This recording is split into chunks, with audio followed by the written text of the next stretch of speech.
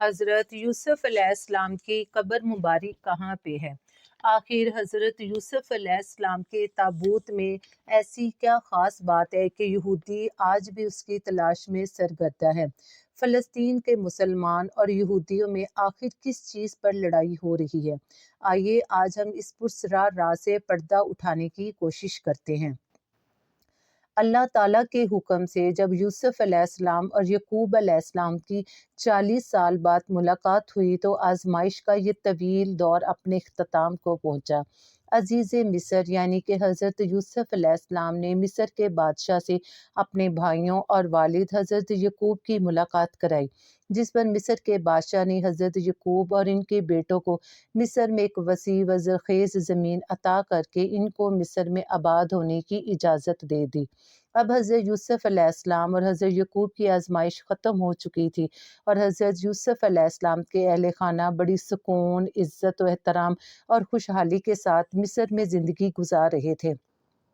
جب حضرت یوسف علیہ السلام کی عمر 100 سال اور یعقوب علیہ السلام کی عمر 147 برس ہو گئی تو یعقوب علیہ السلام کے لیے اللہ کا حکم آ پہنچا اور یعقوب علیہ السلام کی روح قبض کر لی گئی۔ جب اپنے والد یعقوب کی وفات کی خبر حضرت یوسف کو ملی تو آپ نے اپنے سر سے تاج شاہی اتار کر پھینک دیا، ان کے بدن پر جو ریشمی لباس تھا اسے پارا پارا کر دیا اور بے چینی کے عالم میں دوڑتے ہوئے والد کے جنازے پر پہنچے۔ یوسف باپ کے جنازے کو دیکھ کر بے تحاشا رونے لگے اور روتے ہوئے آسمان کی طرف دیکھا تو یکایک آسمان کے دروازے کھل گئے تو آپ نے دیکھا کہ انبیاء کرام کی روحیں اور فرشتے جنازے میں شرکت کے لیے آ رہے ہیں۔ فرشتوں نے حضرت یعقوب علیہ السلام کے جنازے کو نور سے غسل دیا اور ان کی میت کو بیت المقدس میں دفن کر دیا گیا۔ یوسف علیہ السلام اس روحانی نظارے کو دیکھ رہے تھے۔ نماز جنازہ جب ادا کر دی گئی تو یوسف اپنے شاہی دربار میں واپس آ گئے۔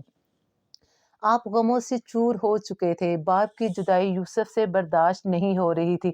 رات ہوتے ہی یوسف دریائے نیل کے کنارے چلے گئے، مصلی بچھا کر روتے ہوئے ذکر الہی میں مصروف ہو گئے۔ صبح کی سفیدی ظاہر ہونے لگی اور یوسف کے دل کو قرار آ گیا۔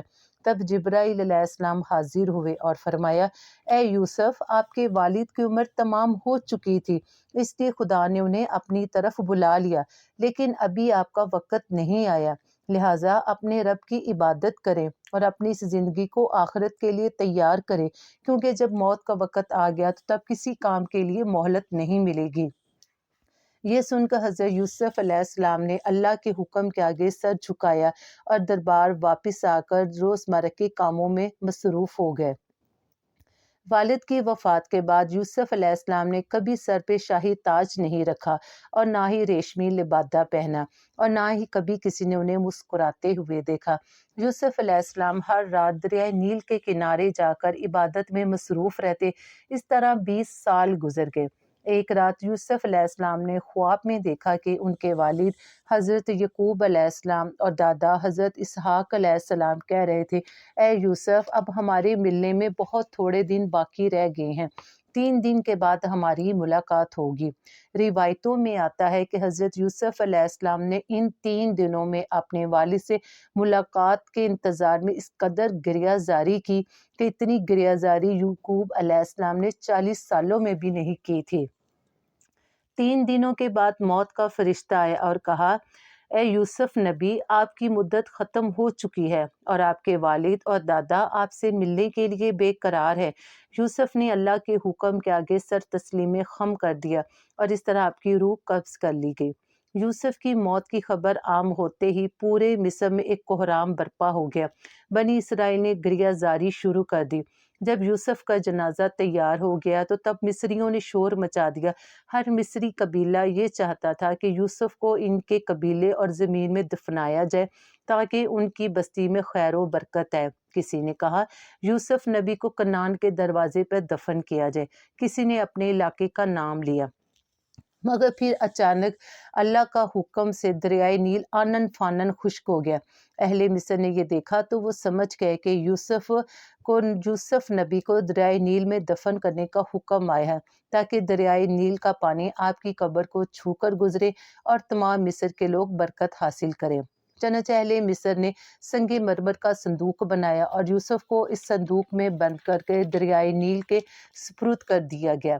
روایتوں میں آتا ہے کہ جب بنی اسرائیل فرعون کے غلام بن گئے اور حضرت موسیٰ نے بنی اسرائیل کو فرعون کے ظلم سے نجات دلا کر مصر سے ہجرت کی، مگر بنی اسرائیل دریائے نیل کے پاس ہی بھٹکنے لگے اور پھر موسیٰ بھی راستہ بھول گئے۔ بہت کوششوں کے بعد بھی انہیں صحیح راستہ نہ مل سکا، جس پر بنی اسرائیل کے بزرگوں کو یوسف علیہ السلام کی وصیت یاد آئی کہ انہوں نے کہا تھا کہ اگر کبھی تم لوگ مصر سے نکلو تو مجھے ساتھ لے کر جانا۔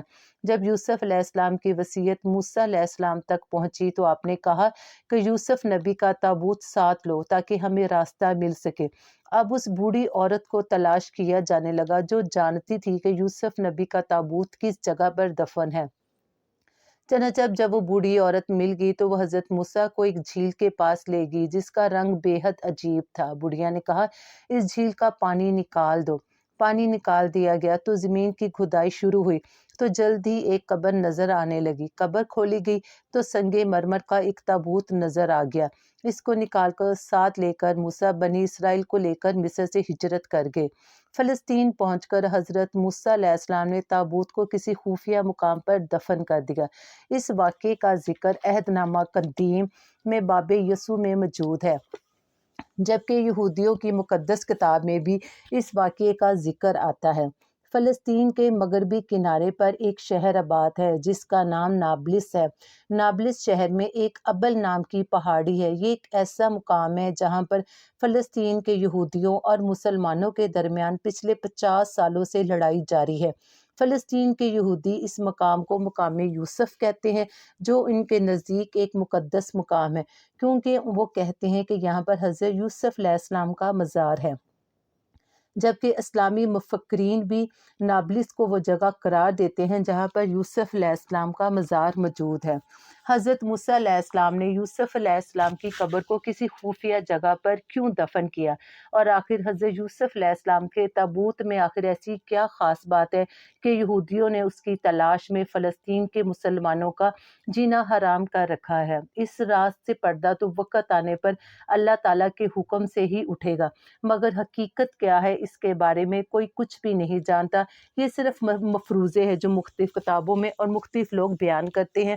اصل حقیقت وقت آنے پر اللہ تعالیٰ کے حکم سے دنیا کے اوپر آشکار ہو جائے گی۔ پلیز چینل کو لائک اور سبسکرائب کرنا مت بھولیے گا۔ ملتے ہیں کل۔